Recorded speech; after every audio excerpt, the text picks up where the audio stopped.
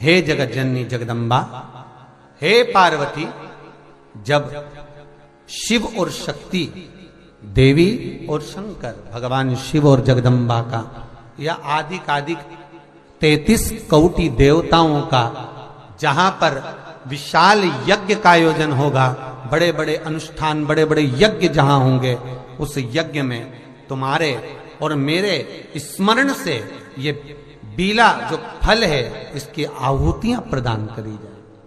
और साहुति को भी आप समझ लीजिएगा महाराज,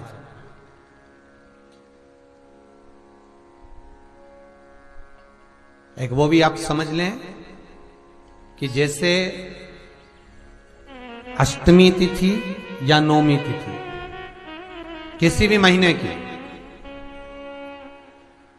चाहे शुक्ल पक्ष की हो चाहे कृष्ण पक्ष की हो, अष्टमी और नौमी तिथि, ये दो तिथियां ऐसी हैं, मान लो तुम्हारा पैसा तुमने किसी को दिया, 5 लाख, 4 लाख, 3 लाख, 10 लाख, 8 लाख, 2 लाख, 50,000, 25,000, 20,000, 40,000, और वो पैसा नहीं दे रहा आपको, आप हार गए कह के कर, फोन लगा कर, भैया दे दे रहे, परेशानी है, दे दे रहे भैया, हम तो परेशान हो गए, और हार गए, नहीं मिल रहा, बहुत परेशान।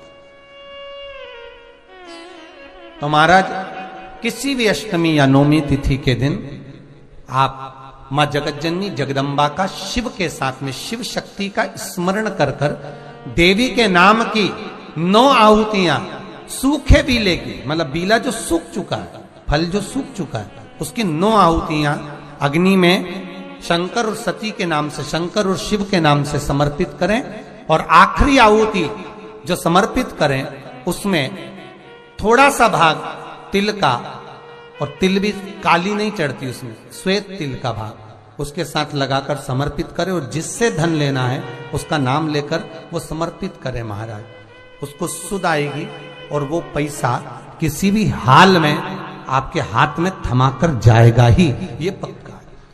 उसकी आहुतियां, हे जगत जननी, हे जगदम्बा, तेरा नेत्र बिंदु से जो प्रकट हुआ वृक्ष है बेलपत्र का, उस वृक्ष की एक एक जड़ हो, टहनी हो, डाली हो, फल हो, शूल हो, वो सब मुझे अंगीकार है, मुझे स्वीकार। काल भैरव भगवान का नाम उच्चारण करना, कैसा भी चर्म रोग हो, कैसी भी बीमारी शरीर की चमड़ी से जुड़ी हुई अगर हो गई है, काल भैरव भगवान का स्मरण फल देता।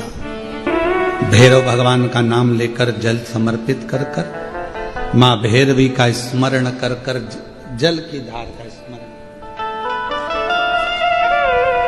शिव शंकर, यह शिवलिंग है, यह जलाधारी है। जब जल चढ़ाएं, दक्षिण में खड़े होंगे, जहां पानी बहता है वो उत्तर में जाता है। शिव जी का जो पानी है वो बहकर कहां जाता है?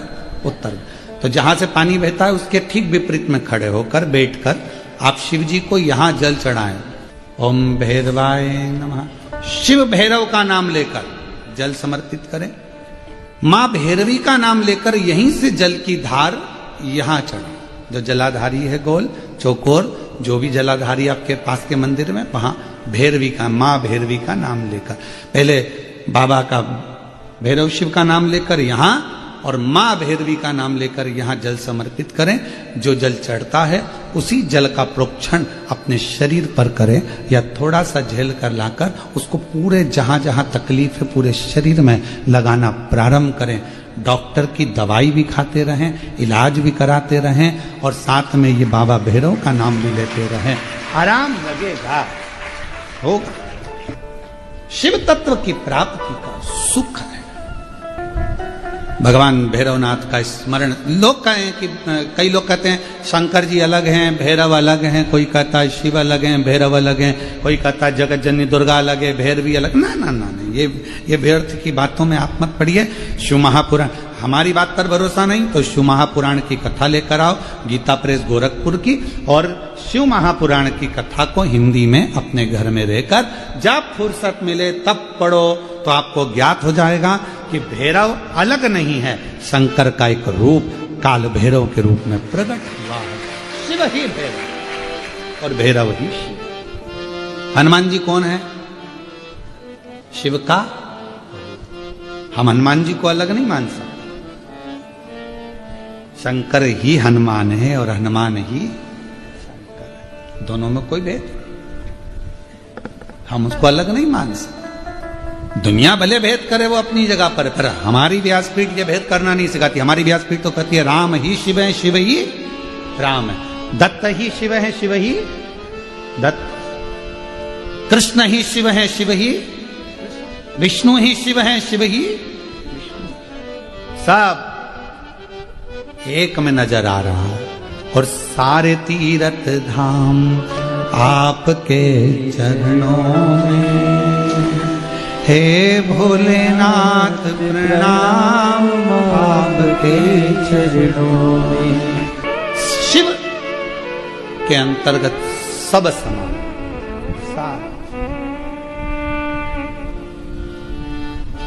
यहां शिव से अलग कुछ नहीं। जब ब्रह्मा जी झूठ बोल दिए, ये शिवलिंग में से निकली हुई वाणी असत्य है, तब मेरे देव अधिदेव महादेव भगवान शंकर ने अपना स्वयं, मेरे शिव जी ने अपने ही अंगुष्ठ भाग से, स्वयं अंगुष्ठ भाग से काल भैरव को प्रकट किया। जितना रुद्राक्ष में बल होता है, शिव जी का नयन अश्रु से प्रकट हुआ रुद्राक्ष, वैसा की वैसा ही बल काल भैरव में होता है, भैरव में होता है, बटुक भैरव में होता है, वैसा की वैसा। शमी के वृक्ष, बेलपत्र का वृक्ष, उसके नीचे की मिट्टी हो, उसके नीचे की रज हो, वो भी औषधि का कार्य करती है। जब किसी व्यक्ति को यूरिन से जुड़ी हुई प्रॉब्लम हो जाती है, उसको जब यूरिन से जुड़ा हुआ बहुत बड़ा रोग उत्पन्न हो जाता है, यूरिन नहीं आती है या यूरिन रुक जाती है या यूरिन उसकी निकलती ही नहीं, बाथरूम आती ही नहीं, उसको बहुत रुक रुक कर आती है या बाथरूम पूर्ण तरह से नहीं आती, तो उसको करा क्या जाता है, उसको जाओ शमी का वृक्ष, शमी के वृक्ष की नीचे की मिट्टी लाओ, शमी के वृक्ष की पत्ती लाओ, बाबा देवाधिदेव महादेव का अवधूतेश्वर नाम लेकर उसको अच्छा मिट्टी के साथ शमी की पत्ती को मल लो, थोड़ा गीला कर कर नाभि के नीचे उसको लगा लो। 5 मिनट के अंदर अच्छे से कितनी भी यूरिन रुक रही हो पर यूरिन निकलना प्रारंभ हो जाती है, उसको किसी चीज की जरूरत नहीं पड़ती। 5 मिनट लगता है बस, और 5 मिनट में यूरिन आना प्रारंभ हो जाता है।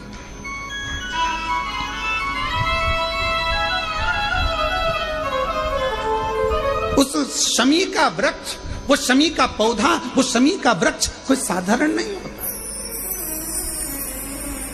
कहने वाले कह दिए शमी का पौधा यहां मत लगाना, शमी का पौधा वहां मत लगाना, शमी का पौधा, बेलपत्री का पौधा यहां मत लगाना, बेलपत्री का पौधा वहां मत लगाना, बेलपत्र को यहां मत लगाना। अरे भाई,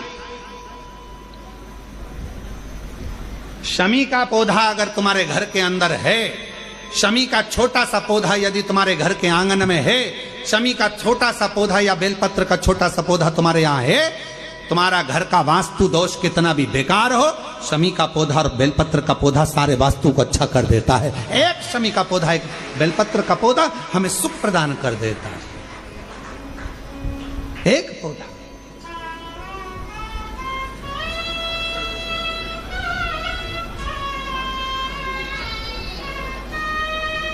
उस शमी के पौधे को ना पहचान रहे लोग, उस बेलपत्र के पौधे को ना पहचान रहे लोग।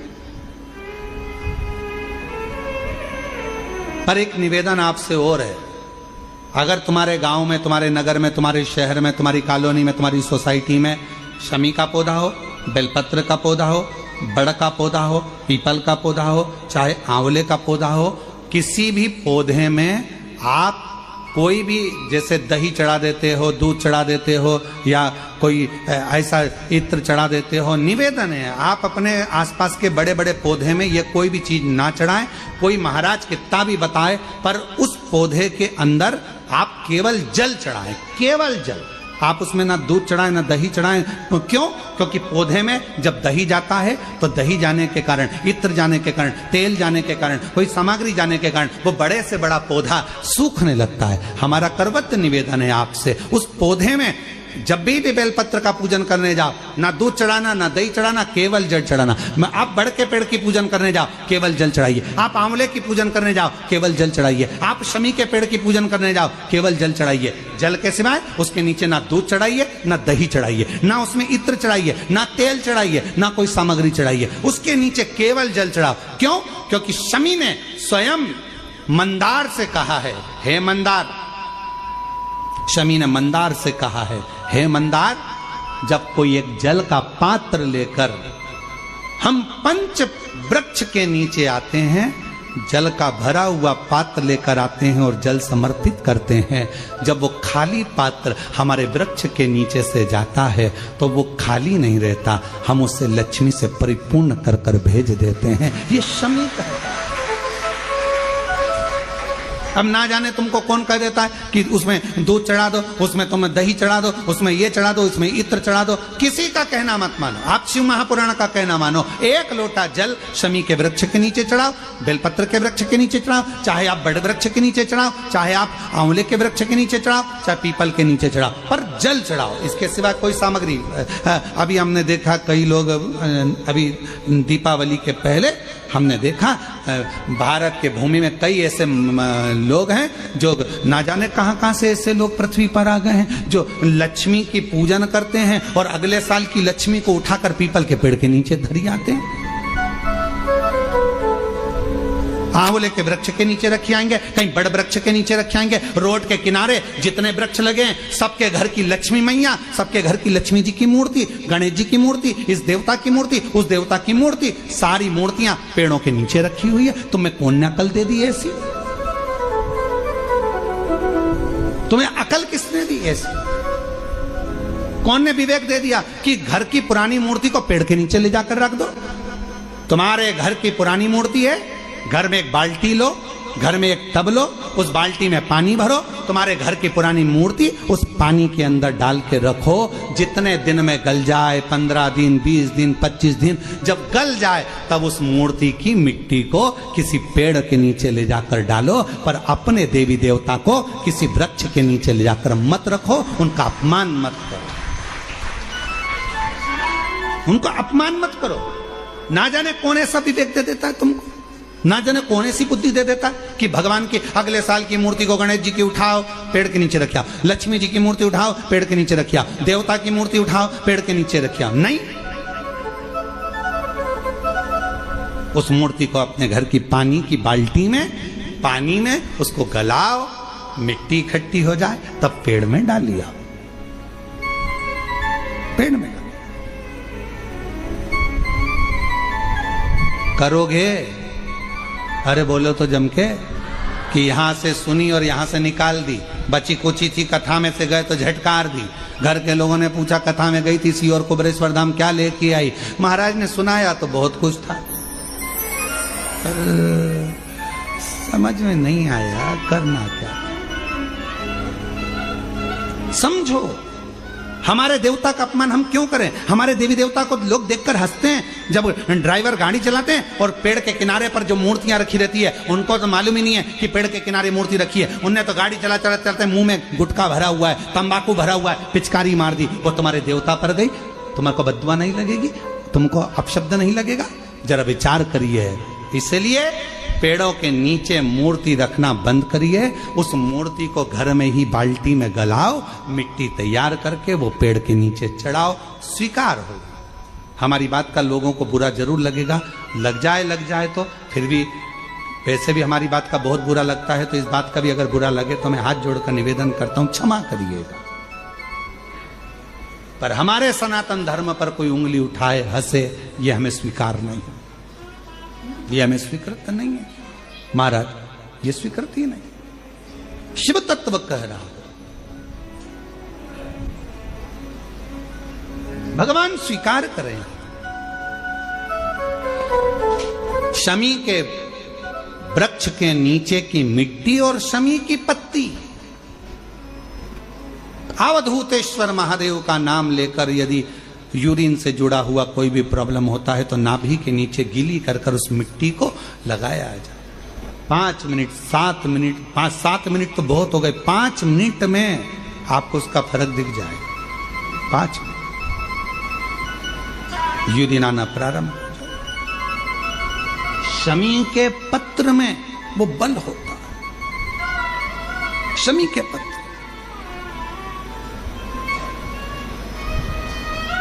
हम कईयों से कहते हैं कि अगर आपको लग रहा है कि डॉक्टर बोल रहा है कि कोई बड़ी बीमारी हो रही है, कोई तकलीफ, आपके मन में भी आपको ऐसा लग रहा है कि कहीं मेरे को घुटने ना बदलाना पड़ जाए, कहीं मेरे को ये बीमारी ना हो जाए, आपको ऐसा महसूस हो रहा है, तो आप बेलपत्र के वृक्ष के नीचे थोड़ी देर बैठो, वहां की मिट्टी को अपने शरीर पर थोड़ा सा लगाओ और श्री शिवाय नमस्तुभ्यं, श्री शिवाय नमस्तुभ्यं, श्री शिवाय नमस्तुभ्यं।